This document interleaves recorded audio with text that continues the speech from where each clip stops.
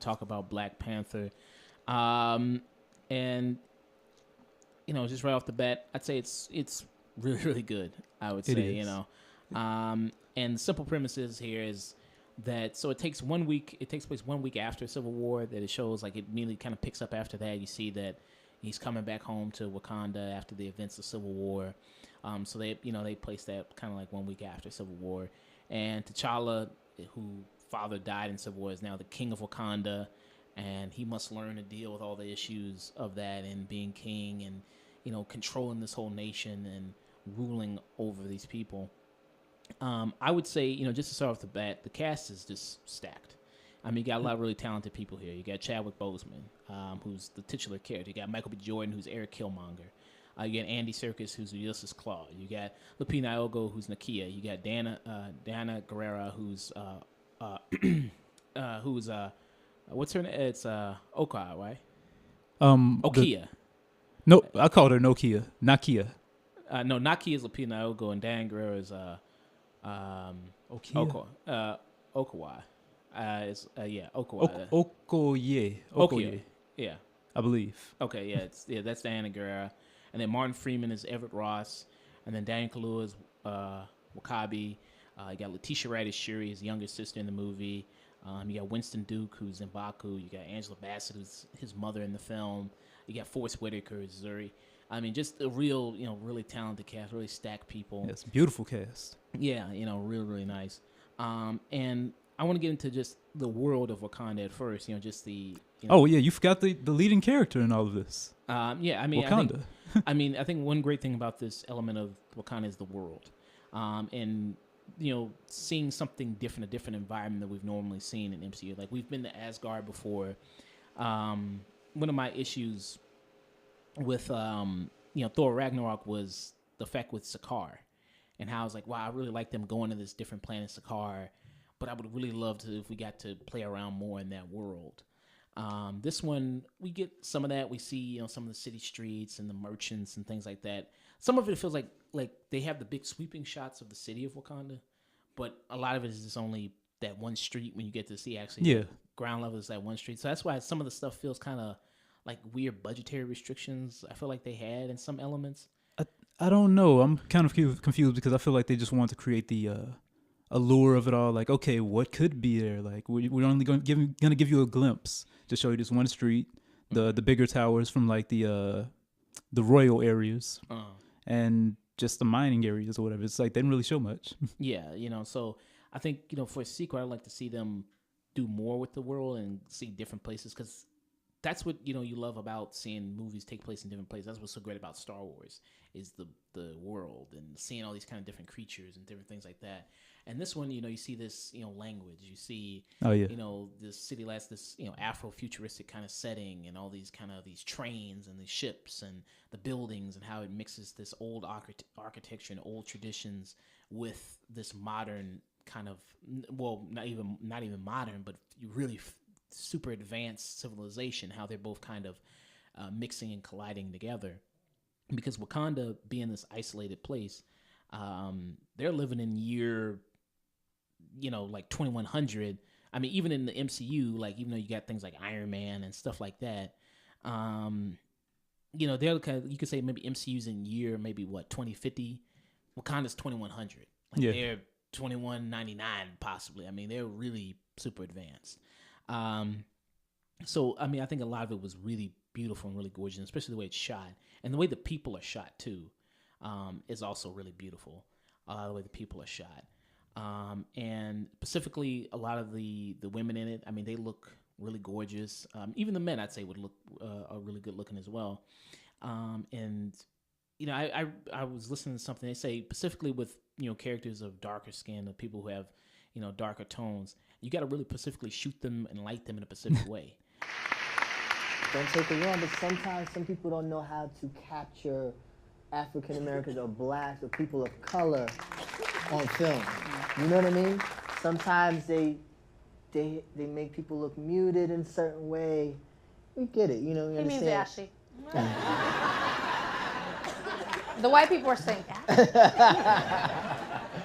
No, but so it's kind of like a multi-tiered question. Yeah. But you know, having the ability to paint, and you know, in the composition of certain shots, you know, as a director, you look at it and you see how it's framed out, and then you kind of thinking cinematically, you thinking how it looks on a big screen, and not to beat the whole TV thing in the head, but it may seem for some people a challenge of how you can have that same kind of, like when you actually make it and composing that shot, how it will look on television. Sure.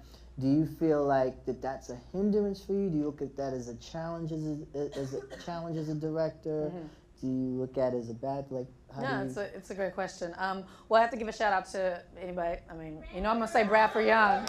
You know, I'm gonna say Bradford. So you need to know this brother named Bradford Young, who is my cinematographer extraordinaire. They would vibe. If anybody knows Bradford or knows about Bradford, I think they'd have a good time together hanging out. But anyway, he's a good brother, and he is a genius when it comes to the photographic image, particularly the cinematic image, and particularly around you know, how we capture our tonality and our skin tones and all of that, which is a very specific conversation that we have ad nauseum every day. We're on the set and always. You know, because you know, people who have that much melanin, you got to really kind of shoot them in a specific way, and a lot of the people look really good. You know, like they're really shining, they're really glorious, but also it's not over sexualized. You know, no woman in the movie is over sexualized at all, but they still look really beautiful.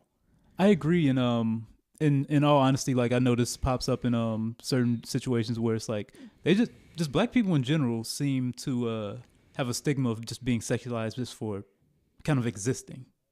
Like they throw in anything. It's like, yeah, we have curves. Like, but black people in general, like that's kind of like a feature that defines us. Right. Yeah. So it's like, yeah, they look sexy regardless. Like it can be in the dashiki or a suit. Yeah. I mean, you know, in the dresses they wear are not super revealing dresses. That they have, you know, it's very tasteful and it looks very good. And the person who did the cinematography for this is Rachel Morris, who also she did the cinematography for Mudbound, and she's actually nominated for an Oscar currently for best cinematography for the work on Mudbound. So she did the work on this as well, and so I thought a lot of the film was shot really, really, really beautifully. You know, and you know, so I really love that aspect of it, Wakanda, and seeing this kind of different place that I really enjoyed. I mean, what did you think about the city there? The city, I want to see more, man. I really want to see more because I went back to that one shot in the trailer where it's like between dirt and it's like an African sci-fi, and you never see that in anything, do you? No. Like every time you see cyberpunk, it's always like New York City or Tokyo. Sometimes they might go to like Sydney or some place down under or whatever, but it's never Africa. And it's like you get to see the dirt mixed with the technology. Right. And I kind of like that. And I want to see more of it and just what the people in their day-to-day lives they did or whatever. Like how do they, everybody has vibranium, I'm assuming, right? Yeah. So if everybody's got the equivalent of like diamonds on them, basically, what does this mean for the society? Like everybody's just rich and it's a utopia and it's like, what do you do for fun? Like, I don't know. Just maybe. Pretty much, I mean, that's the thing. I mean, that's why I say make a Star Wars comparison. Cause I think, you know, when you watch Star Wars, you want to know more about all these creatures, you know, like when you get like the cantina scene, when they go in there, there's a Wikipedia page for every single person in that cantina. Everybody you can even think of, there's a whole Wikipedia page that lists all their stuff. It's like, how the hell? Damn, that's some deep dive in there just from some character that shows up for 2 seconds on the screen. You miss like they have a literal universe on Star Wars. Like that, if you want to make a universe in a fucking container or something, like I don't know, like some scientist, whatever, like a little universe. Star Wars has enough lore that you can make that universe. They have languages. They have like every little snippet. You can go to every frame for every 1/30th of a frame, and you'll find something like, oh, well, that's new. That's from here. This is we found out that this person was also in this film from this place, and he came from that era. Yeah, I mean they deep dive in all that stuff, and I think I want to do the same thing with Wakanda because it's just so fascinating to see how this city operates, how everything looks, how they have all this kind of different technology and all that. It's just fascinating to me how they do all that stuff. Well, first they got to give us a dedicated cartoon show that's not on BET and getting canceled in one season. No, that's true. I mean, the probably the interest and hype of Black Panther will probably spike after this. Oh, yes. I mean, definitely. I mean, buying the comics, probably gonna make a solo cartoon show off this. You know, more probably Black superheroes. Okay, we got to cash more in this. We see it, so they're probably going to give a lot more other Black superheroes a chance as well. And getting them more about just the world and the design of it, and a lot of how they combine traditionalism with this futuristic kind of society. The costumes in this movie. It's real. I rarely ever talk about the costumes in something like. It's very rare that I ever discuss something like that. But the costumes in here look really amazing. Everybody has such a distinct look, distinct style. The dude, like, for instance, you see so many people dressed so differently. Like the dude who has the lip plate in his mouth, who I saw in the trailer. I was like, okay, first of all, my question was seeing him in the trailer. I was like, how is this dude going to talk? Like, I'm fascinated by just him. Like, how does he brush his teeth? How does he take a shower? Like, does he take the plate out when he takes a shower? See, man, I told you, man. Like, he has like a different container that he puts in that lip, and it's like he dips his toothbrush in there. And he brushes his teeth like that. Does he just eat his breakfast off his lip? He does. He's got a bowl and everything, yeah. man. Does he just like, I'm just fast, but does he take the lip plate out and play hula hoop with his the bottom lip? I mean, I'm just jump rope with it. I'm like, I'm just fascinated by him. But his his style, the way he dresses, very much flair and all these kind of colors and everything. Oh yeah, he's GQ. Yeah, I mean he's all out and everything, like, and how they take pieces from each culture. Each culture from Africa, each tribe from Africa. Like, for instance, the headdress as you see Angela Bassett wearing, that's a very like Zulu traditional headdress. And I was seeing a thread on Twitter that was explaining this, like how each one of their fashions represents something. For instance, Ryan Coogler, I was listening to him, he was breaking down a scene, the Korean scene, and he was saying how you notice that T'Challa, he's wearing all black, and then Lupita Nyong'o's character, she's wearing green, and Diana Guerrero's character, she's wearing red, and how those colors represent the Pan-African flag. The mission's kind of spearheaded by Lupita and Nyong'o here in this magnificent green dress that our costume designer 3D printed, actually. A lot of African symbolism here, like Wakandan text, is drawn in lines and boxes as opposed to round shapes. At the same time, Lupita looks fierce and like a warrior. Different hairstyle than you see her in too. We had a big emphasis on Wakandans having natural hair, and it's a lot of motifs about femininity, especially black femininity here in this scene. It's now or never. Yes. We cut to Okoye and we see her in this red dress. We accented it with gold to bring out a little bit of the Wakandan. And the gold is kind of a ranking system. But the more important thing here is that she's wearing this wig. For the Dora, a big thing for them is symbolism of their bald head. When they become Dora Milaje, they shave their head. It's something that's present in the comics. It's something we really ran with in this film. So for her, it's a dishonor for her to ever cover her bald head. But because she's on this mission, she's got to kind of look like she's fitting into the Western world. She has to hide in plain sight. With this elaborate, pretty good-looking wig here, you'll see. Nobody else in this sequence is wearing the color red. Nobody else in the sequence is wearing the color green. Folks who are familiar with the concept of Pan-Africanism, the Pan-African flag is red, black, and green. So when you see T'Challa, Nakia, and Okoye in their covert looks, you see the colors of the Pan-African flag. Dude, that's great. Like, it's funny because I thought about Black Panther wearing the black all the time, and I thought about I call her Michonne. I'm sorry when it comes to actors, I don't know actresses. Diana Guerrero. Yeah.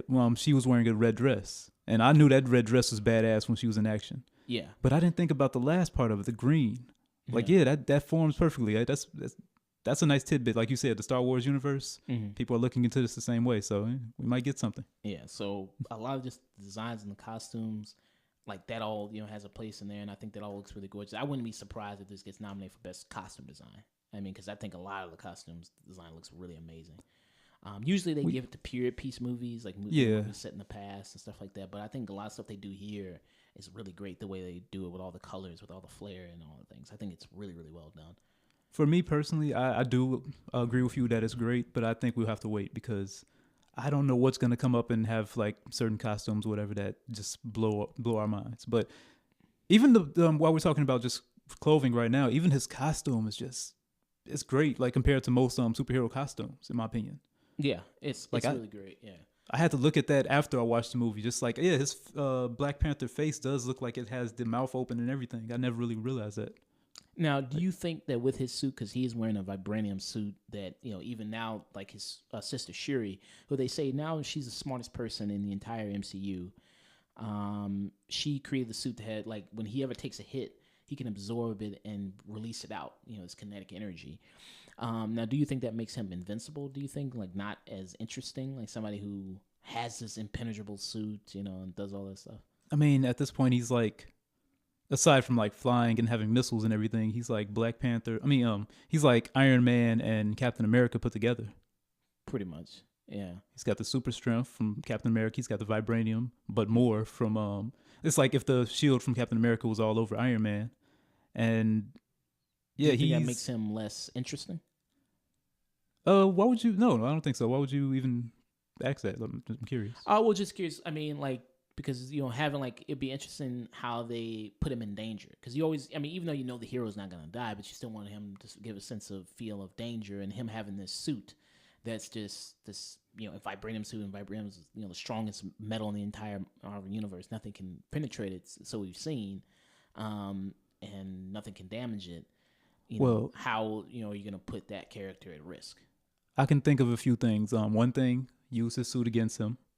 Like whenever somebody's all powerful, you can always use their power against them. Like that's why I love to see in like certain movies where they actually use their cunning to try to figure out a way. Like, okay, you're big and strong, right? Let me make you punch yourself in the face.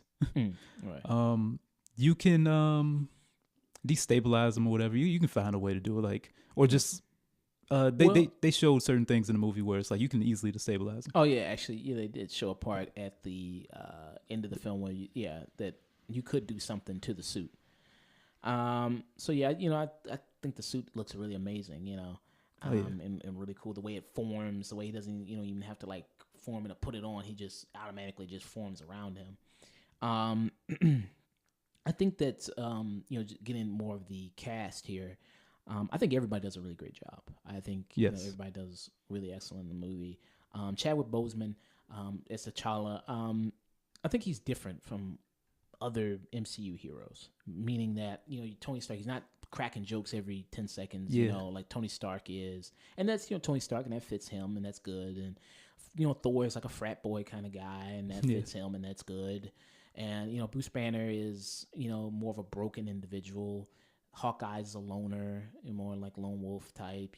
Black Widow is very deceptive, secretive. Captain America, Captain America is a strong force. He's a good guy, kind of a Boy Scout to a degree, a little bit. Yeah, I can see that. He's very stubborn. He believes what he believes, and it's right. But T'Challa, I think, comes off as a calming force, and some people might take that for granted because you have other people in the movie who have such boisterous personalities. But he's very regal. He's very introspective, reflective. And constantly, I think, contemplating things. And I think that's very interesting to see him be different from those other type of heroes. He's not a person who does that all the time, which is nice. What did you think about him as a character? Do you think he was overshadowed in his own movie, or do you think that he was just on par with everybody else? I've said it before that Chadwick Boseman is not... Boseman, right? Yep, Boseman. Yeah, I always say Bosley for some reason. But Chadwick Boseman is actually, in my opinion, he's the least interesting part of the movie. What makes him interesting, though, is everything presented to him and how he deals with it later on. It's just, he's presented with so many things. He's like the newly crowned king. Right. He has to deal with like, how do I become a just king, where so many things have gone wrong in the past. We have these new enemies here. We have old business to take care of. I have family I need to think about. The tribes. Just so many things just going in and out. Just he has to deal with it. But him personally, when I think about him, I think about a rap line that I really can't remember who made it. Real G's moving silent, and I don't talk a lot. That's Notorious B.I.G. Never let them know your next move. Don't you know bad boys move in silence and violence? Take it from your highness. I done squeeze mad clips at these cats for they bricks and chips. That's originally from him, because that's not. I'm thinking somebody more current, but yeah. Real G's moving silent. I don't talk a lot. That's him. Like I love it because that's his whole thing. Like he's all about stealth. He's very very contemplated. He's just a very smooth man. Yeah. I mean, he's very, calm, cool, collected kind of guy. And I mean, that's what makes him a lot different. And then, of course, so people with those bigger personalities is going to kind of overshadow him. And one person that a lot of people talking about overshadowed him a little bit was Michael B. Jordan, is Eric Killmonger, who comes in this movie. And I was thinking a lot about him after I saw the film. And I was like, is his character really good, or is what his character represents really good? And are they both tied together? Because I think he's not in the movie a whole lot, which is, I think they should have given him more screen time, because I really missed having him on screen sometimes, because I think he was really great in the film. And Andy Serkis is also really good as well. I think Andy Serkis is just having a bunch of fun, as Lucius called. Like, he's just having a really good time. Yeah. But the main villain is Killmonger. And I thought, they didn't really show him a whole lot, but, what his character represents. And what I mean by that is his character representing the American black person. Yes, and I like how they tied it in. Yeah, and how there's a divide between the American black person and the African black person. And with the feelings of the American black person, especially towards America and especially towards Africa. And it's rare that you ever really see that in the movie. I can't remember an instance where that's been in the movie, where you have that kind of dichotomy between those two individuals, between those two identities. This is how Marvel got the perfect formula. I didn't even think about that. They did everything right with this movie. Really? You think so? Yeah, because this is the first. Well, I can't say first, because Blade, Spawn, whatever it may be, like black superheroes. But this is the first one of this caliber. Like, look how much it sold. Look how big it is. Right. First black superhero of this caliber. They use Africa, which, when's the last time you seen Africa in a movie? Don't say Gods of Egypt, I will choke you. Queen of Katwe. That was a Disney movie, too, with Lupita Nyong'o as a star. I mean, that didn't make a bunch of money. I've never heard of it. But Queen of Katwe, that was really. Yeah. Where did you pull that out of? Like, okay, well, name another one. That came out 2016. I mean, putting me on the spot. I mean, I can't name one right now, but yeah. Well, no, that's the thing. Like, I want it to be fresh on your mind, regardless. Like, right. I don't want you to like have a back catalog. Like, oh yeah, so I have this, and this here. But no, what sticks on people's mind? Like, I know for certain this was filmed in Africa. It's like the first thing you probably think of is like Lion King or something like that. Right. Yeah, Lion King. Yeah. Yeah. So they had Africa, full black cast, on mainly just two white people in it. It's like kind of the opposite of how other movies would do. Right. Just beautiful cast, very renowned actors, from what's his name? The two older cast members. You would know the names of. Forrest Whitaker and Angela Bassett. Yes. Aren't they both Oscar award winning? I think Forrest Whitaker is. Angela Bassett, I think she's an Oscar nominee. I'm not sure if she's a winner. Well, nominee. That's fair enough. That gets the word out there enough. Right. And yeah, they, just the beautiful world, the technology, that's one thing that just reels me in automatically. Mm-hmm. The fact that they already built up a universe and added him in the Avengers, which was one of the biggest movies selling of all time. I think that's number 3 of the weekend box offices or whatever. Civil War? Yeah, Civil War. I'm sorry. I said Avengers. Yeah, they just did a lot to really around this movie besides promoting it that really just made it what it is, in my opinion. Right. I mean, I think also marketing wise, because I think Marvel knows, okay, we kind of got the comic book crowd sold up already. So how do we how we market the people beyond that? And you see a lot of them doing fashion spreads, a lot of the actors, like in GQ, Rolling Stone, Vanity Fair, just doing a bunch of fashion spreads and things like that. Cause damn, that's a lot. Yeah. I mean, they, and all the cast members, they're all good looking people. Even the, director, he's a good looking guy, they're all stylish. Michael B. Jordan, dressed like he was in GQ. Oh yeah. Things like that. So they're all really, stylish people. And another great actor, like he is probably the most well-known younger actor here. Like Creed. What's Fruitvale Station? Yes, thank you. Michael B. Jordan. Yeah, pretty much. I guess you want to say most well-known young up-and-coming black actor in this film. Yeah, Daniel Kaluuya. He's just he's just starting out. Yeah. So I guess sure. Yeah, Michael B. Jordan. Yeah, who is carried over because Brian Cook's worked with him in the past with Creed, with Fruitvale Station. It's one more that's very important that I'm forgetting, and I'm that Michael B. Jordan was in. Yes. Maybe it's Fantastic Four. Never mind. No, he's finally in a good Marvel movie. Exactly. He's finally in a good Marvel movie. What did you think about his character? And like, did you think they gave him enough screen time? Oh yeah, he had a nice balance of screen time. They didn't show him too much. They didn't show him too little. I would like to know slightly more about his background story. Don't want to reveal too much about that, but I'd just like to know who he interacted with throughout his life. Like, how did he give me a clips or something of how he grew up? But no, they did it pretty good the way they did it, and I feel for him. I understand his reasoning. I know what he's been through enough. He's the most relatable villain out of all of the Marvel villains.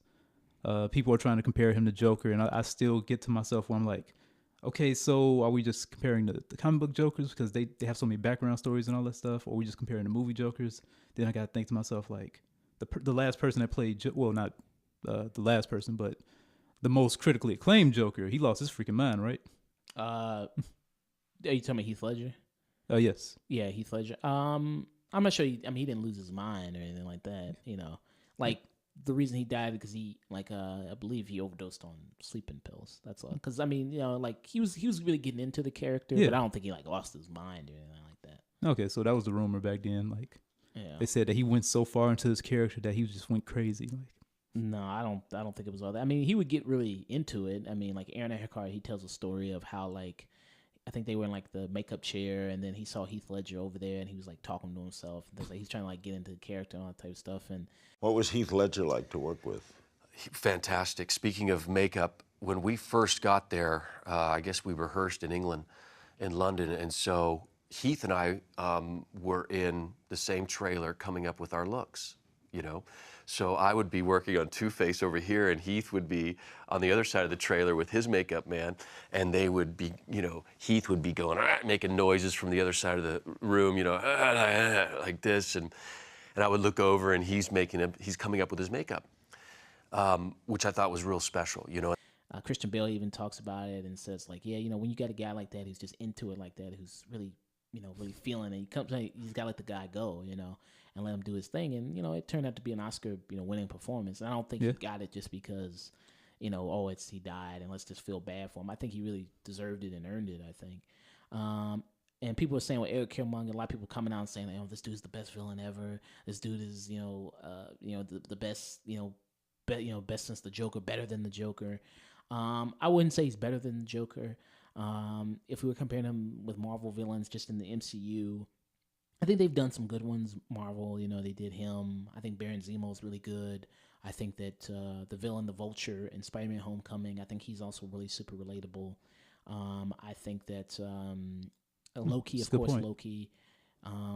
Ego, the Living Planet, Hela from Thor, Thor Ragnarok. Hela's more of a fun villain. She knows what she's in. She knows it's a campy kind of performance, but she knows what she's doing. I think she does it well. Kate Blanchett executes it well. Where would I rank him amongst all those people? It's tough. I think that maybe top 3.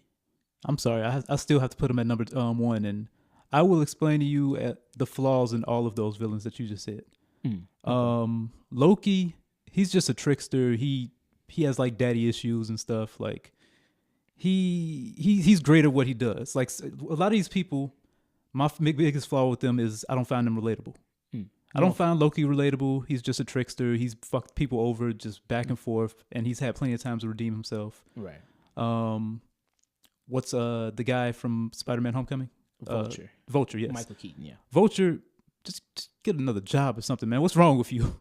But that's very. His situation was very real, though. You know what I mean? He's just a working class man. It's man, people deal with this every day in America. Get a freaking regular job or something. I don't know. That's relatable. Here's a rich guy who stole from him and just trying to be rich. He's just trying to stay at that level. It's like, yeah, you can be like slightly less. You can have slightly less money. Like, your daughter doesn't have to go to like a prestigious school or something. Just calm the fuck down. You have to be a villain to do this. It's very relatable for a lot of people, losing their jobs, Tony Stark coming in, taking over his business or something he was doing, taking it over. A mess that Tony Stark created, nonetheless. Yeah, true. Making money off of the shit he did. And then he kind of got fucked over with that. And I think that's very relatable for a guy who you could understand where Vulture was coming from. And he wasn't like trying to murder everybody or doing anything. Yeah, that's he true. was just a guy that was just, okay, I'm just stealing some stuff, making some money. Wants the best for his family and his daughter. Like, looking out, for his family and everything like that. So I thought that was really relatable. I don't know. Like, for him personally, like, because I relate to Killmonger just because it's like, okay, well, this dude kind of had nothing. He was put out there on he got the title Killmonger because, and wait, no, honestly, I'd have to start thinking about that a little bit more because I don't know what made him start killing. Like, why did he go that route? Because of his anger? Like, I think it was mostly because of his anger. Yeah. Okay, well, misguided youth. I understand that. Yeah. Like, I guess he relates the most because that's basically my neighborhood at this point. Like, he's from California. Was it Oakland, California? Mm-hmm. Like, I know Kendrick Lamar is always talking about Chicago. Like, he finds that relatable to him and I'm blanking on that, Compton. Right. He finds that relatable to Compton. He always brings up Chicago, and I'm like, yeah. So there must be some type of tie in there. Maybe that's why I feel for him more. Yeah. Except the character comes from Oakland, California in this, when in the comics he's from New York. Ryan Coogler, he's from also Oakland, California, the director of the film. Also, the Black Panther actual party was actually started in Oakland, California as well. There too. Same year as the comic. Yeah, same year as the comic. The Black Panther comic predates the Black Panther party by 3 months, actually. And yeah, I thought he was really, really really, really well done. I think in the film Killmonger, I just wish they showed him a little bit more. So moving on from him, talk about other people I really loved in this film. I think that all the women in the film are really amazing. Oh yes, I think Diana Guerrera. I think Lupita Nyong'o, being the love interest of him, and she's just not just the love interest. She's not just there for emotional support. Because sometimes when you get the love interest in a superhero thing, or sometimes any other thing, they're just there for emotional support. Yeah, you can do it. I believe in you. I support you. I love you. That's all they're kind of there for. Just that emotional crutch. It's somewhat the opposite if you think about it. Yeah, I think so. Because she gives him these ideas and challenges him, and he also relies on her, and she gives him advice, and she does do that aspect a little bit, but she has her own thing going on. She's a spy, and her whole thing could be its own movie, really. You got a point. Which is nice because she's a spy, and they call them war dogs in the movie. People who get planted in all these different countries, these spies and everything that go around to all these different nations and countries and all things like that. Her whole stuff is very interesting. Like, she could have her own little kind of movie going on. Maybe her and Black Widow. What do you think? Maybe something like that. Different connections and networks. Can you see her? They do a scene in South Korea and things like that. She had all these kind of different connections through her years of being a spy. I love that dialogue, by the way. Yeah, that was really good, and and I think Ryan Coogler, he did this also the same thing with Tessa Thompson in Creed, where if you ever see Creed, she had her own story going on as well in that movie. She was a love interest to Michael B. Jordan in that movie, and she was a musician that was progressively going deaf, and that's very interesting. You know what I mean? That she was like this musician that was progressively going deaf, and I think that was very interesting. That could have been a movie within itself, and I think that was really well done. Can I ask you something personal? Mm-hmm.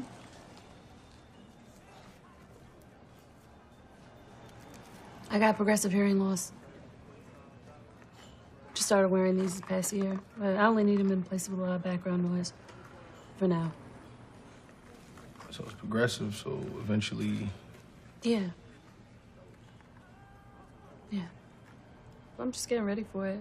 Like, getting used to these, I'm learning sign language. Really well handled, and just the whole Dora Milaje, because Diana Guerrero's character, she's the general of the Dora Milaje, like the Secret Service, basically, to how like the president. This is they're the Secret Service to the king. Badass too, man. And yeah, all of them are really badass. All of them really do really well. And when they're in the action scenes, it's amazing. You know what I mean? Like how they use, kind of combo moves and using like working together. The Dora Milaje are women who pledged their lives to the throne and to the security of the kingdom. Wakanda forever! My character, Okoye, is the general of the armed forces as a whole. Okoye represents the old guard and tradition, while my character, Nakia, challenges tradition. Training was very, very interesting. The Dora have a way of fighting that was supposed to be inspired by moving as one. The Dora work together to take down somebody, like the fight we have with Killmonger. Step into the spotlight. Like you have, you've watched the Ninja Turtles and how Ninja Turtles use each other, like jump off each other, like this, or toss each other things. They kind of do something kind of like that, where they jump off each other, like that's all. Like I think really, really cool stuff. Is it okay if I give a gripe about this? Yeah, sure. There's one scene, and I'm pretty sure this is going all across the internet. Mm-hmm. This is a PG-13 movie. Yeah. Have we seen blood in this movie at all? No. Yeah. That was I know what scene you're talking about. And we're gonna spoil this movie as well because Okay. Yeah, we're gonna get into since we've seen it. Spoiler alert! Spoiler alert! You go into more depth about it. Yeah, there's a scene in the movie. So Killmonger's character, he kills one of the Dora Milaje members. And yeah, he slits her throat, but there's no blood at all. Which is like, why even have that scene in a movie? Exactly. Like, if you can't show the blood, why even do that scene? And to get into like some of the action of the movie, I thought there's not a whole lot of action in here. Oh, it's enough, in my opinion. Yeah, I think it's enough. I mean, some people like, I kind of get bothered with the comment. Well, where the action at? There ain't no action though. I'm like, listen. You're short attention span, motherfucker. Listen, you got some great stuff going on here. You got some great dialogue going on here. You got great world building going on here with the world. Like, damn, you need to see somebody punch somebody in the face every 10 minutes or something like that. Like, this is people have the issue with like when they talk about the Avengers, and I love the Avengers. I think that's really a great movie. You know what I mean? I think Marvel has a very few great movies they have. I think that's one of them. And, they're sitting around when they're talking in the helicarrier. I think those are good team building moments. Yeah, you got to have that. Yeah, but ain't nobody punching each other. Ain't nobody hitting it. I'm like, shut the fuck up. And when you listen to there's good dialogue going on. There's good, like, character building moments. If you would shut the fuck up and listen and not, goddamn not have, look at a Vine every goddamn 10 seconds you're looking at or YouTube. I know you used to shit like that, looking at Logan Paul videos and shit. Oh, God. Like, maybe if you just listen... there's some good stuff going on here. Hey, man, we're a generation of ADD kids, man. I guess so, because like nobody can just pay attention to great dialogue that's happening on the screen, And I think this movie, with their talking and they're dealing with stuff like that, I think is very interesting. How he's learning to deal with being king, and now to get into some more just positives, and we're going to get into some negatives of the film. I think that. The music of the film is excellent, from the score to the soundtrack. And we reviewed the Black Panther soundtrack when that came out. The Kendrick Lamar and founder of TDE, Anthony Tiffith, they both did together. Which I'm liking better, by the way. You're liking that more and more? Yeah. Yeah, so if you want people to check out that album, we reviewed it on reviewed it on the podcast, and we put it up on YouTube there. And I was pretty positive on it. I thought it was a solid album. We were also coming away from it interested in how they would incorporate the music into the film, and they incorporate some of the music into the film. Like "Pray for Me" is in there. Oh yeah. All the Stars, that's at the ending. "Oops," I think that's during the car chase sequence. So they put in the music in various spots, and I think they incorporated it well. And then the score of the film, who's done by Ludwig Göransson. He did the score for the film. He's also a person who produced Redbone, which is Childish Gambino's song. He's also produced a number of Childish Gambino's music as well.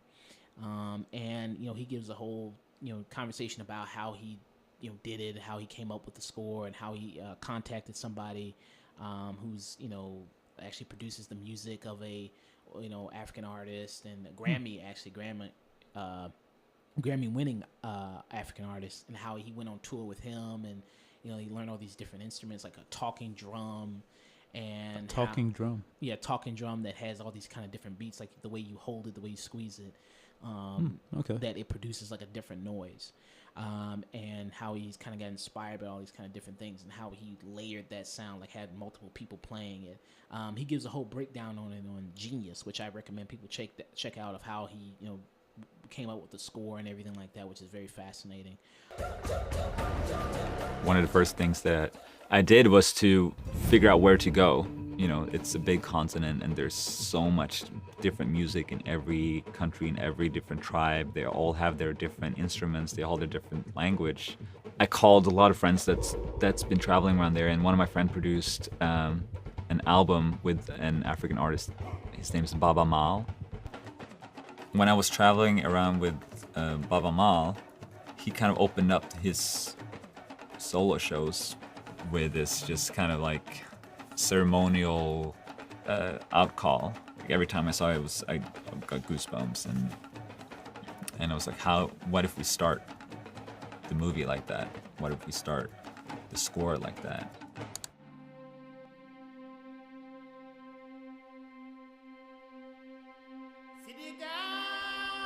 Baba Mal is from the Fulani tribe, and in this opening scene, you can hear him sing about an elephant that had just died. Elephant being the synonym for the king. And it's time for someone to take over, but you shouldn't be too fast. One of the instruments that I was drawn to from the very beginning was the instrument called the talking drum. It's a drum you put under your shoulder and you squeeze it, and it had different pitches. So you can basically form words with the drum. I think to watch, and then a lot of the score I think is really beautiful. Okay. Really, really nice, really, really beautiful. And the way they handle, I think, a lot of social, political messages in it, I think is also really well done. And a movie like very similar to how they did it in Civil War, Winter Soldier, handling those type of messages, especially with, like I said, with Eric Killmonger's character representing that Black American, and you have the African, with Chadwick Boseman's character, and how there's that distinction, how they bring in how that American Black person has that anger, has that frustration, has that discontent. Talking about, they bring up, like I've been seeing that meme around everywhere, that make Wakanda great again bullshit. Oh, yeah. How T'Challa is very much like Trump and all this type of stuff, and then when you go see this movie, you're gonna be sorely disappointed. Yeah, I agree, because if anything, that poster that they're trying to say, like, oh yeah, make Wakanda great again, and he's just like Trump. No, that's more of T'Challa's father. I think his name is T'Chaka. T'Chaka, yeah. T'Chaka. I say that wrong. Yeah.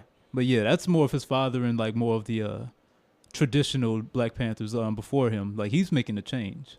Yeah, and that's a great element about this movie as well, of how the villain, in a way, kind of gets what he wants. In a way, and how some of the elements of what he was saying was kind of right, just little pieces of it. Well, most of it was right in my opinion. It's just the way he went about doing it. I think, yes, some of the stuff, like I'd say 40%. I'll give him like 40% of what he was saying. Like, yeah, I can vibe what you're saying there. The rest of the shit, okay, I'm like, okay, you a little going off the deep end there, bro. Like, you going off a little too much there. But most of the stuff, they don't call him Killmonger for nothing. Yeah, I mean, most of the stuff he was saying was like, yeah, I kind of agree with that. But I think the way they kind of handle that stuff, I was like, I don't really see that much talked about in movies, really. And the way that, especially from Black people, with other Black people, amongst Black people, I think that was really an interesting aspect there. So, I know we talking about high praise in this movie all day, let's talk about just some things I didn't like about it. One, I didn't like a lot of the CGI. I thought a lot of special effects. Oh, really?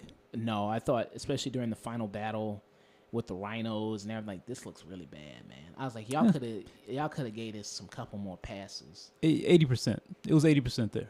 Yeah, I thought some of the scenes looked kind of good. Like, again, like the car chase scene, that looked good. Like, the fight scene there and everything like that. Which, I mean, that's kind of like a James Bond movie, Did they improve on that since the trailer? Because when the first trailer came out, people were like, oh, that CGI is bad, man. And then we see the scene in the trailer again, then we see it in the movie. So I'm wondering, like, along the way, did you see any change, or was it pretty much the same CGI? And what scene? The scene where he jumps from the car and he breaks one car with his was it kinetic force pulse? I guess I'll call it. That looked solid to me. I thought that looked pretty solid to me. Well, people were griping about the first trailer.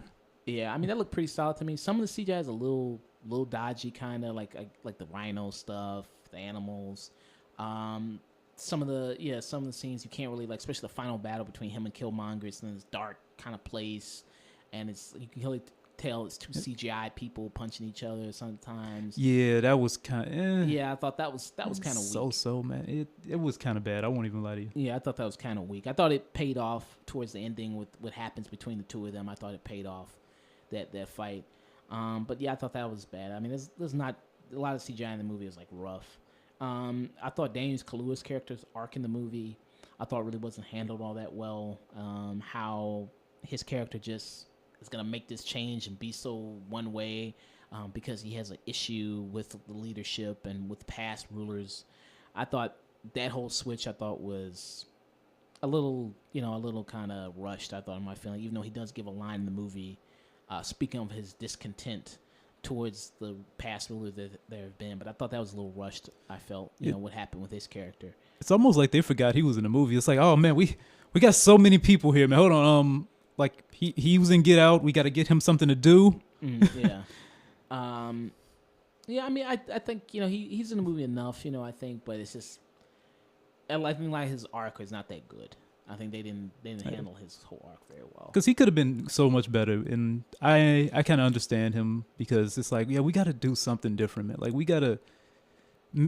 Everybody wants change. Everybody here wants change, except for his wife, supposedly. She just follows the throne, and I know a lot of people here just follow the throne as well. Yeah. But for the most part, they're just people that are kind of in the background. They're not the lead characters. They're just the council people. Yeah.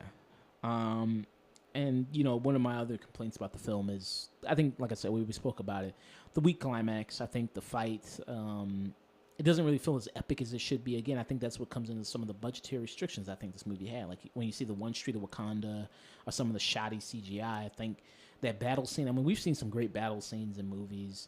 I mean, even like Game of Thrones, you see like something like the Battle of the Bastards or something like that, like how beautifully that was done. Well, I will beg to differ just because me personally, I don't think that fight, like the fight scene between Killmonger and Black Panther, I guess we were hyped up to that point, but I didn't expect it to be like some big thing because they just gave us something big. Like when those rhinos came through, that whole fight scene was great in my opinion. The fucking, I don't know if it was a drone plane or whatever, but I don't know how many people died. But yeah, just the plane crashing down, hovercraft, whatever you want to call it. He just comes through. I'm back, bitch. Yeah. What are you gonna do now? And then the whole everyone just goes at war. Then but I think if you're gonna do that, do it well, and I don't think they did it that well. You don't think that scene that I'm talking about now was well? I think that scene's okay. I think that scene's good, but I mean, when they get into like the charging and the fighting, and it's like when he calls in the rhinos, he calls in like maybe what 1, 2 rhinos, something like that. Yeah, they didn't have that. What was that about? Yeah, like how many does he call in really? And like in T'Challa was acting like it was like a big deal, like, oh shit, you calling the horn, oh shit. Like I thought it was gonna be like a whole herd that was gonna come out. It's like 1, 2 that come out. I was like, that ain't really a big deal.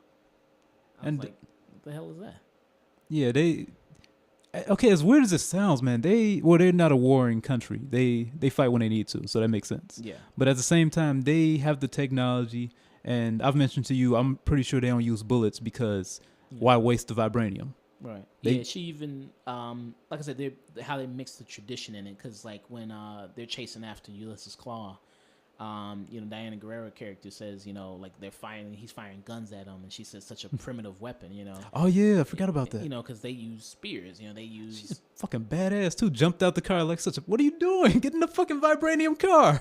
And she, I got this. Yeah, and then like Ulysses Claw, he says everything they have is vibranium. Yeah. The weapons, the buildings, the clothing, and then you see like her shoes. They connected to the car because her shoes are made of vibranium too. They connected to the car, and the scene where she that car explodes and she jumps and catches the spear and land. I'm like, that was perfect, man. She threw the spear through the window and hit the front of the car and made the car just fucking slam forward.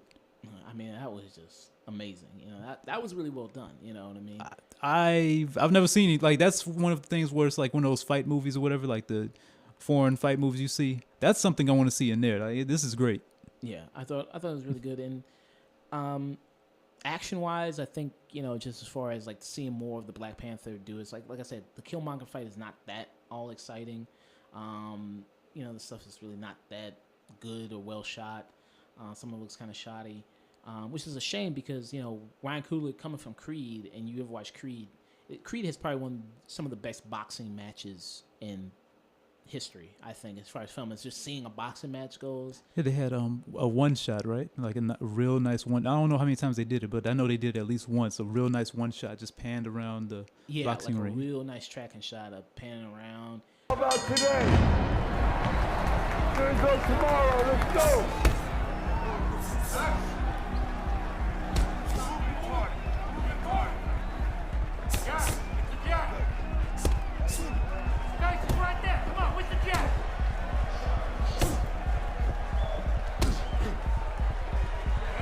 And you know, it's not just haymakers. Like sometimes you see boxing matches, like in Rocky, all they do is haymakers mostly. It's never, you know, jabs. It's never like filling the guy. It's all just throwing big punches. But that's not how boxing works. Like I don't even watch boxing, but if you watch one boxing match in your entire life, you know that's not how boxing operates. If you know how to fight, yeah, you know what I mean. Like you throw haymakers all the time, you're gonna get tired.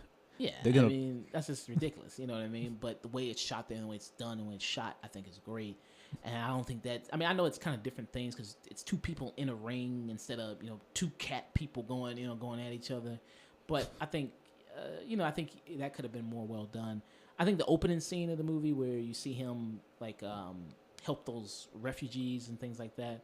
To see him, like you say, moving like a cat and, you know, kind of using kind of that stealth and movement, I think it's very well done. Oh yeah, and the dog is barking at him. That's a nice what would you even call it? Like a metaphor for him being a cat or whatever. Yeah, you know, I think that was kind of, you know, that was kind of cool, and him, you know, attacking them, and like I said, he moves like kind of like a cat and got all this strength and speed, and I thought that was really well done, you know. And I'm literally loving the technology, man. The technology is all over the fucking place. Like between Wakanda being hidden because they made sure Google Maps can find them, and they put up a big hologram and whatever. They have people watching the forefronts of it all just to make sure nobody gets in, notice anything suspicious. They're I'm wondering how that works though. Like, do they? Because actually they went down into like a mountain. Right. They went down rather than forward into like a grassland or something. I thought they would just go forward into a tree or something. Right. So it's kind of like it's kind of concave, I guess. But aside from that, yeah, the technology is great. He swoops in with the spaceship, hovercraft, whatever you want to call it.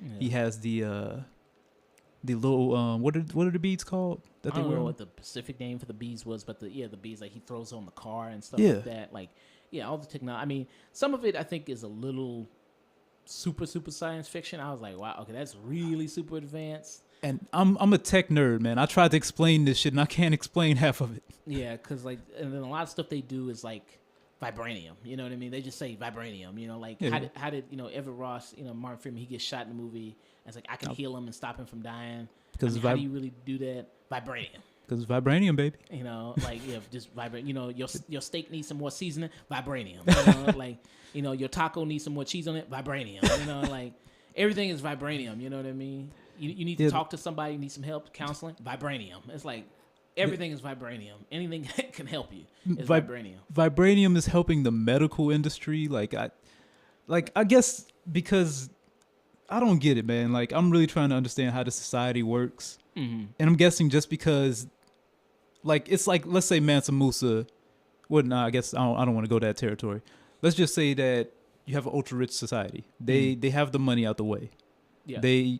One of the things that I really want just to happen in America, the world in general, is like I want people to have time rather than working all these 8, 9 to 5 shifts. Right. Just have time. Like, okay, if you had time on your hands, you'd be able to raise your children. You'd be able to think about life. You'd be able to invent some shit on your own. Everybody would be an inventor at that point because you'd be fucking bored of shit. You'll find something to do. Everybody would go on vacation. Everybody would be more happy. All that type of stuff. This is what I'm pretty sure that Wakanda presents. Yeah, like this perfect utopia kind of world, and I was, just so fascinated about it. We looked up a Now This video about the whole world, Wakanda, how like it has, universal healthcare, universal education. It's all free. Yeah, it's all free, everything. Which is the way that most tribes actually do, right? Like now that I think about it, like I never thought about that. How do tribes handle currency? aside from like the bartering system. Mm-hmm. Well, that's more to research and talk about. I mean, it's got me really fascinated about that type of stuff like that. And it's just about the world of Wakanda and everything about it. Do you have any issues with the film? I tried to find some, and I can think of some small ones. I can't think of them at the moment, but I know when I watched it, I thought of some small things where it's like, okay, well that's something, but it was overall a great movie, so I just forgot about those instantly. Okay. I think I mean, like, besides the things I had issues with, nothing really major stuck out to me. I think that Shuri's character, who's his little sister in the movie, I think she's a breakout character in the movie. What are those? Yeah, you know what I mean. Which was, I mean, she's old. That's like 5 years old, and that meme, that's like 5 years old. Like, I think that was around when Vine was around, wasn't it? I'm wondering if that was. I wonder if they did that on purpose just to show that they're getting our culture late. Yeah, like how they're word so kind of travels slow. Because I mean, they're closed in, yeah. They're in isolation. But when you see her dressed, like when you see her at the end of the film, she's dressed very modern. She's got like sneakers on and. Like, I mean, but how modern? Like you said 5 years ago, that's the same thing we're wearing now. Yeah, I guess that's true. Yeah, that's true. So, yeah, like they're kind of in so many ways. I wonder if that's like how North Korea is. Like I wonder if they don't adopt our culture. So yeah, so. I mean, I guess, you're showing how slow kind of things travel there and everything. I think probably that was the reason behind that scene, probably. The humor, I think, she gets dealt with most of the humor in the movie. And, she's, like I said, the super genius. I think they said that she's currently the smartest person in the MCU. I mean, the stuff that she can do, the stuff she comes up with. I mean, she makes Tony Stark look like Hulk. Not, Bruce Banner, 7 PhDs, but the Hulk, like a big dumb green motherfucker, what I mean? Like, she's just that advanced, and all the stuff that she knows and everything. There's amazing. I mean, some of it borders on just like magic and stuff. Some of the stuff, because like I said, all of it's kind of this vibranium stuff, but it's just really cool and the way they do it. The holograms, man. Yeah, the sand holograms they put out. Oh yeah, I mean that stuff is just amazing. Like that stuff is just really cool. And then Winston Duke is M'Baku, like his role in the movie.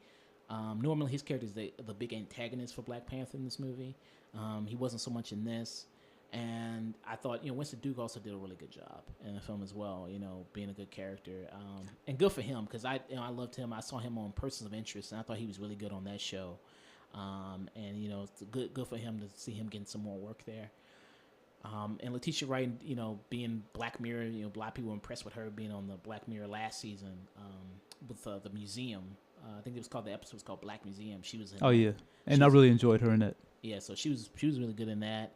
And she's actually, I think, in The Commuter. I mean, she shows up in that movie for like a minute and she's gone. You know what I mean? She ain't that movie that much, but she's gone. But I mean, I think she's really good. I think she's a big breakout person in this movie. A lot of people are gonna go like, yeah, I really like her a lot in this.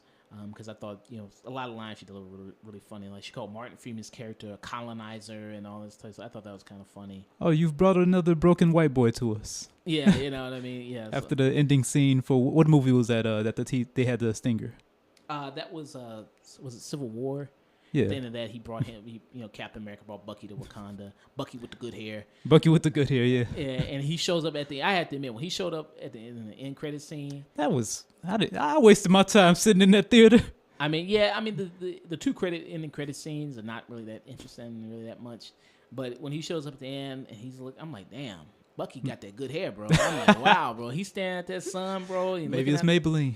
Yeah, I mean, that hair is looking good, bro. That hair is looking really good, man. Wake up from a coma, hair still looking on point. Yeah, I woke up like this. I mean, he was looking pretty good, man. They got the hair flowing, looking nice. Beautiful sunset on his back. I'm like, wow, man, it was pretty good. If I see him on a Maybelline commercial for real, like, has he gotten any sponsorships or anything like that? No, I don't think so. Okay, he might actually get that. If that would be hilarious, by the way. Yeah, because I mean, the hair is flowing nice, man. It looks really good, man. And yeah, I mean, I think that a lot of, two credit scenes, they're not that strong. But I don't judge a movie by the two ending credit scenes. Wait, you didn't like the part where he said, "I am Iron Man"? Oh, that ending part. Yeah, I was exactly what I was thinking. Like at the end when he steps up to the podium and. Dude. and then one of the dudes says like, "What can a third world country offer us?" or something like that. I got kind of mad because I wanted him to just like pull out the bead and show a hologram or something. Yeah. I wanted him to just show something, but we already know what's gonna be. We already know what's gonna happen. He's gonna show them like, "Oh yeah, we got a fucking spaceship. What do you guys have?" Spaceship, trains, all this shit. Motherfucker, I'm rich. Exactly. Just to let you know, I'm fucking rich. And it kind of pissed me off. I want to imagine that was Italy, right? Like I think I saw his badge. It was the red, white, and I gotta see it again. I don't remember what country he was from because he was at the United Nations, right? And he was giving I don't remember what country it was from. Well, whatever country it was, he's like, yeah, what the fuck are you gonna do for us? It's like I understand, like that's kind of how these countries do. Like, okay, what can you ask? Not what can I do for my country, but or I've said that backwards. You know what I mean? Right. The old line, whatever. But yeah, they're just wondering what can they do for them rather than the message that he's trying to portray. Yeah. And that kind of made me mad a little bit. But it's like, hey, well, they can do something, so fuck you. Yeah, and that's the thing about a lot of the messages in the movie. He accepts refugees. He's gonna branch out. Give all these technological advances to other civilizations to help advance them. That community knowledge, sharing knowledge, is growth and power. You know what I mean? That's growth and power, and I think that's a good message to say. You know what I mean? That exactly. I mean, that's what Killmonger was trying to do. I mean, he wanted to use it to take over these worlds and run it better because he think he could run it better, and that's the way he's been used by the system and the way he's been oppressed by the system. And he's like, I know how they think. I know that this is the way things get done because this is how they did it. So I know this is the only recourse of action I can do. But all you're doing is becoming them. Yeah, you know what I mean. And I think that was really good. And Killmonger had some really just cold lines in the movie. Like when he was dying and he said, "When I die, bury me in the sea," because what did he say? Because I'm paraphrasing. He said he said, "Bury me in the ocean," because my ancestors knew that death was better than bondage. That was cold, bro. Yeah, that was. And he pulled the knife out. Like he couldn't move at first. He was just sitting there, like frozen.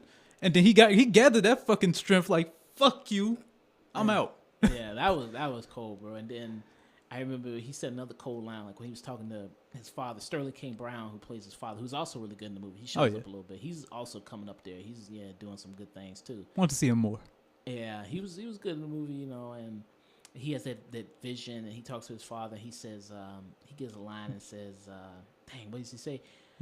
It's the line where he says, Sterling K. Brown's like, "I should have brought you back to Wakanda." He says, like, "Here you're lost," and he says, "They'll say that you're lost." Yeah, and he says something about it, and he says like maybe they're the ones that are lost because we can't find them. Maybe they're the ones that are lost. I like that because it's like, where are you when all of this is going on in the world? Like, whether it be other Africans dealing with things around the world in the continent itself, or just black people, people of color, or even just people white, Asian, Hispanic. Like he brought up the thought that everyone comes from this continent, right? So ain't all people your people? Right. Yeah. So he's just mad about how the world is, and he's really trying to help, but he's just so lost. Like he is lost. Yeah. And when I heard when I thought about that scene right there, and I left out the movie theater, I played the Black Panther album, and the first song that came on, "Who Gonna Pray For Me?" Right. "Take My Pain From Me." And that's Killmonger's song. That, like, I don't care what nobody say. That is Killmonger's song. Right. That one moment with his father right there, that should have played. Yeah, and that was a good moment too. Like, it was. That was a really good moment. It's like No Tears For Me. Yeah. And he had that one tear later. Like that kind of bothered me a little bit just because the tear came later on. It's like, I've been holding it back, but I don't know. It's something. I really appreciate that moment though. Either way. Yeah, I think that was a really good moment. And I mean, Martin Freeman, he's in the movie a little bit more than I thought he'd be because I thought it'd be like a short thing, but he's in the movie quite a bit. Now, who's that? He's the Everett Ross character. He's the only white guy. I mean, he's the white guy that's on their side. Dude, I never knew his name throughout the thing. They call him everything in that. Yeah. Like colonizer, white boys, like they treat him kind of bad, but then again, they treat foreigners bad. Yeah. So it's just so happened that he had the white skin on him. Yeah, so. Yeah, I think he's in the movie a lot more than I expected, but he's good. I think he's pretty solid in the movie. I think he does well and has a nice scene of his own to do something cool. Yeah, he I don't want to say he redeemed himself. He had nothing to redeem himself from, but but he just has a nice scene to help out. Like he wasn't just there. Like, he actually helped out as well. I really enjoyed it a lot. I don't know. I mean, what is this? I mean, because like nowadays, it's franchise movies. Nothing can stand on its own. You got to compare with all the other MCU movies, all the other comic book movies. I mean, this is easily probably the best black superhero led film ever. Yes. It's easy. I mean, that's easy. I don't think that's much of a competition there. Compared to the MCU movies, I don't know. I'm gonna probably rank them later. I think it's top 5 for me right now, thinking about it. But oh yeah, of course, I'll put a top 5 no matter what. But yeah, like you said, the ranking for where to put that exactly, I got nothing at the moment. Yeah. I got to rewatch them if anything. Yeah. And it's, Marvel movies, they maintain a quality, of good. Like, there's very few bad ones. There's some that I think are mediocre, meh, or whatever. Like Ant-Man, the first one, I think is just meh, whatever. I think there's some cool moments in there, but I'm not super in love with it. Thor 2, I think, is easily the worst of all of them. Oh man. And Iron Man 2 and things like that. But there's some that I think are truly great. Like, I think Winter Soldier's great. I think the first Avengers is great. Iron Man, the first Guardians. Civil War. Like, I don't have too much bad to say about those movies. That's all on my list. Yeah. So I really enjoyed it a lot. Anything else you want to bring up about Black Panther? Anything at all? I'm thinking about it, man. Like I got 3 things, I guess, that are just little small things I can run by. Like I told you, they have 2 Oscar nominated or Oscar winning, which is Forest Whitaker, Angela Bassett. Thank you. They both appear in this. The Angela Bassett, she appears enough because she's the mother. Yeah. But Forest Whitaker, he doesn't appear much. He does his thing where he tells the base story behind Killmonger.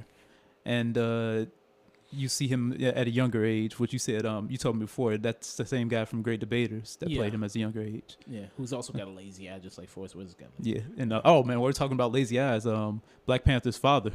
Yeah, I could not take my eye. I couldn't take my eyes off his eye. Yeah, that was weird. I don't know. I don't want to talk bad about the guy. Like, if something happened to him, I don't want to talk bad about. But it was kind of weird when T'Challa. There's a scene he goes into like this vision, and then he talks to his father, and like he's talking to him, and like one eye's blinking, but the other eye's wide open. Like the other eye never blinked. Like, what's going on here, man? Like I couldn't even really focus that much on what they was talking about. I'm like, that eye is not like his eye is looking on the floor. His eye is looking at his shoes. And the other eye is looking straight up at him. I'm like, hey, bro, like father, like daughter, man. He's looking at those shoes, like, what are those? I feel like that eye wanted to just roll away or something. I was just like, whoa, bro, like, I don't mean to talk bad about the dude, but I was just like, he was Black Panther too, right? Like he probably got knocked out one time. Yeah, maybe. A bomb to the face or something. Who actually, like the guy who played the younger version of him was actually his son. In real life? Yeah. That was his son. Like, they're both like an actor, father. Both. It's nice to know that's not hereditary. Yeah, so that's actually his son, who played the younger version of him in the movie. And looking at Angela Bassett as his mother, and then she takes off her headdress, and then you see her with the gray, the kind of gray hair. I think, man, storm that never was, man. I was like, man, yeah. Like, oh man. And we actually forgot to bring up the guerrilla group. I don't know the name.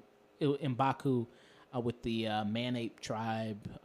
They don't call him Man-Ape in the movie. I forgot the exact name of his tribe, but they worship the spirit of the gorilla and things like that. Yeah, I can see why they don't call him Man-Ape. Their crew, they come in, last minute save, kind of thing.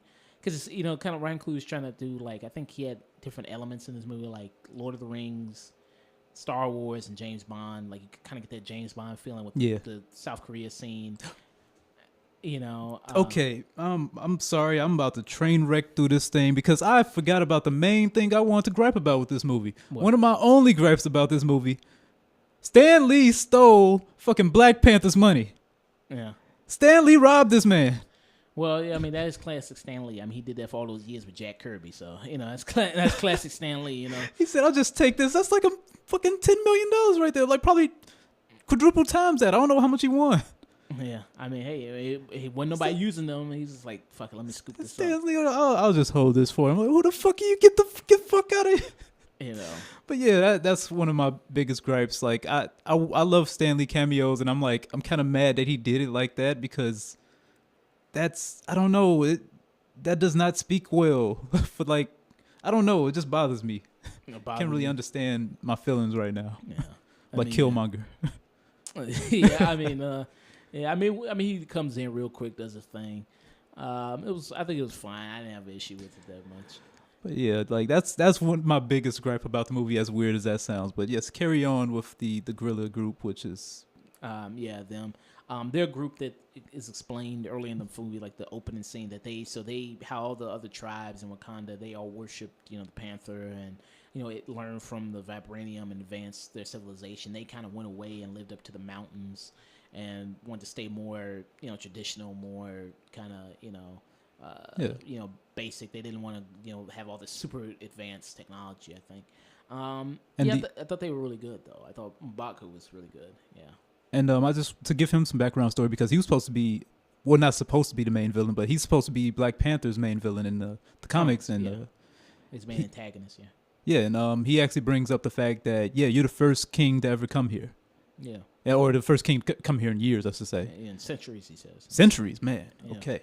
And so that gives him a little background story. Like we've came up here, but you kind of casted us away. You stop giving a fuck about us, and you're the king of this whole nation. Yeah. Or you all, I should say, because every king. Yeah. And I'm curious to see if he may actually become a villain later on, just because they kind of built up some teamwork. Yeah. Like he came through and saved him. Like the fisherman found his body. Who knows? Like he might have had a soft spot in his heart and said, you know what? Yeah. Like I saw him fall or something like that. Go get him rather than the fisherman finding him. Yeah. And he came through at the end. It's like, okay, he needed an army. Right.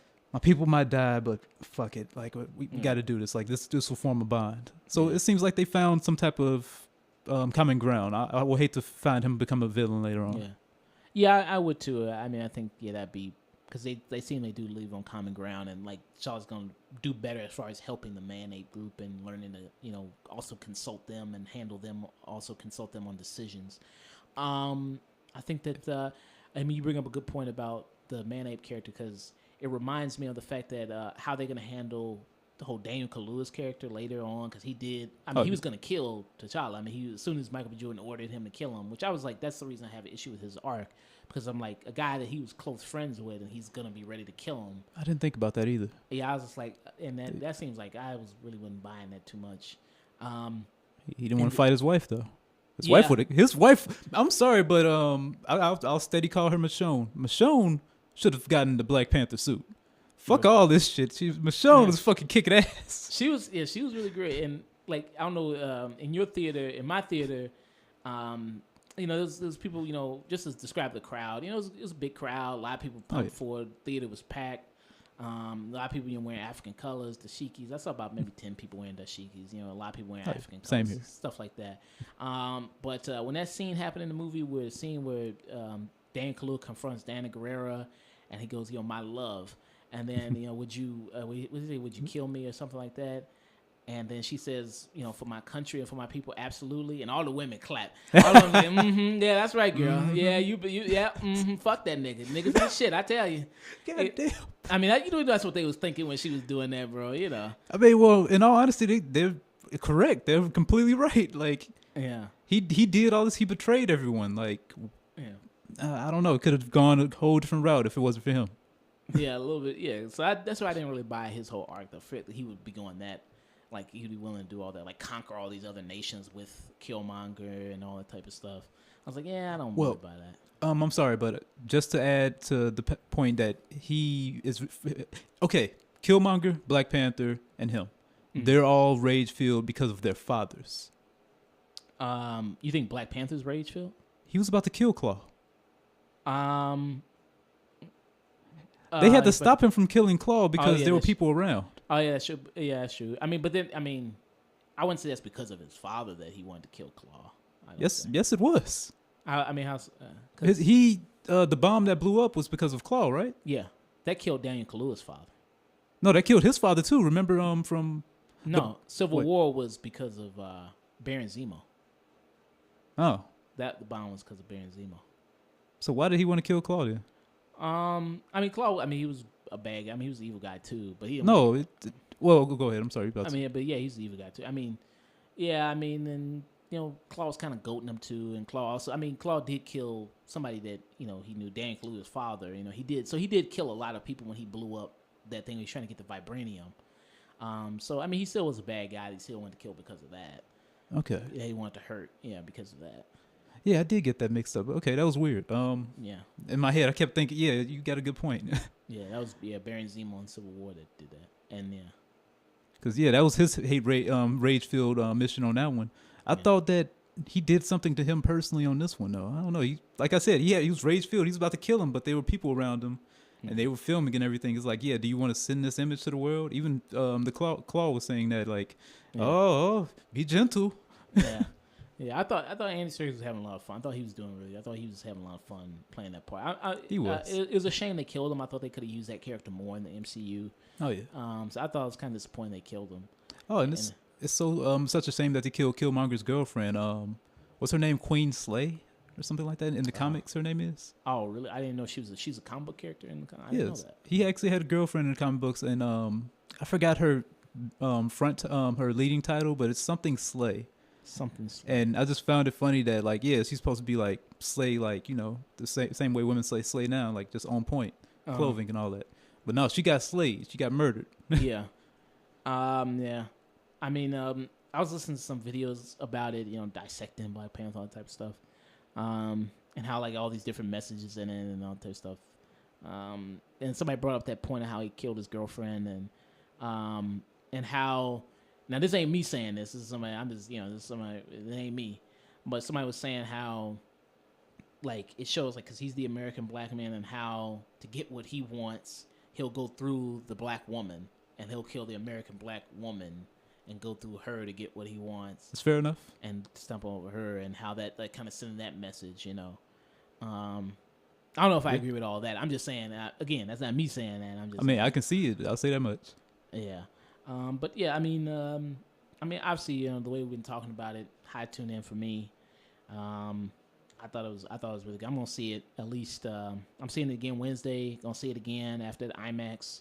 Gonna see it again after that probably. So at least 4 or 5 times I'm gonna see this movie. Okay. What about you? For me, it's a definite tune in, high tune in, the highest tune in so far of all the movies I've watched and given a review for. I've watched it once, and I will end it at there because I think that I've made my statement, or not I, but we've made our statement personally. Yeah.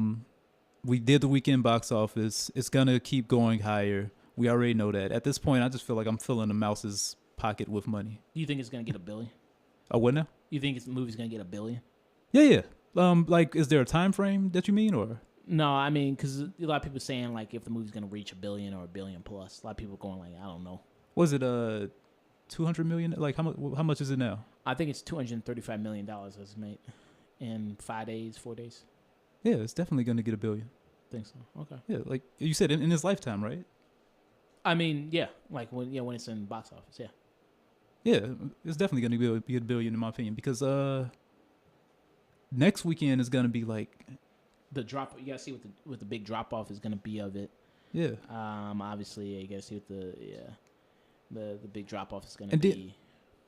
And then I do want to say, like, there's plenty of people like you that are just gonna watch it multiple times, just different forms, like you said, Movie Pass, go there and spend the actual money or whatever.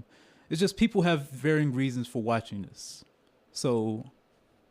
And then they want to see with other people just to promote it more. It's this movie. Like I said, they knew what they were doing with this movie. Yeah. Someone on the marketing team is getting a fucking big ass bonus. Yeah, I mean, it's got people who don't even really care about comic book movies. Obviously, going there, like church groups are getting together, organizing go and see the movie. Like money, like older black women want to go see the movie. They usually save up their money for Tyler Perry movies, but they gonna see this too. I have to admit that's my mom right now. Yeah, she, your mom wants to see it. Yeah, she talked to me about it today. Like, oh yeah, they got I said you forgetting the name. The older woman, Grammy nominated, Oscar nominated. Angela Bassett. Yes, Angela Bassett. She's like, oh man, Angela Bassett is here. She's like, oh yeah, I love her. I got to see this movie. Yeah, almost a lot of black people then. A lot of black people. So yeah, Black Panther, it broke a record because it delivers the 5th largest opening of all time, heading towards 235 million plus a 4-day debut. So it broke the record for that. Like it's the 5th. Yes, up there. Top 5. I love it. Yeah. So you guys see if it got legs. I mean, whether people, in order to reach the $1 billion club, you have to have a movie that people see multiple times. I think this is a movie people probably see multiple times. It's not that long.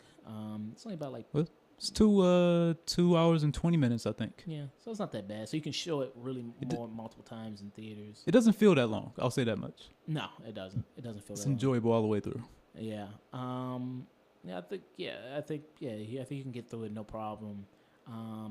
So I really enjoyed it a lot. Strong tune in for me. I think the only thing I would make it better, like I said, fix some of the CGI, fix some of the fight choreography. Daniel Kaluuya's character's arc, more Killmonger. Also, I think you can tell some of the Marvel kind of formula seeping in there. I think this movie could have raised even higher levels with the political issues, the social issues, what they were talking about. But a little bit of that Marvel formula comes in there with, okay, we got to have a big fight at the end. Got to do this because people want to see and all that type of stuff. And I think some of that kind of gets in there a little bit. But yeah, I think it's really, really good. I'd say even great. I think it's a great movie. Hello, thanks for checking out our content. If you liked it, let us know, and if you didn't, let us know that as well. If you want to see more content, we post every Saturday on SoundCloud and YouTube at The Afternoon Tune. You can also find us through various social medias, Twitter, Facebook, Snapchat, Instagram, all one word at The Afternoon Tune. And if you don't deal with any of that social media stuff, you can also find us through our email at theafternoontune@gmail.com. And don't forget to always stay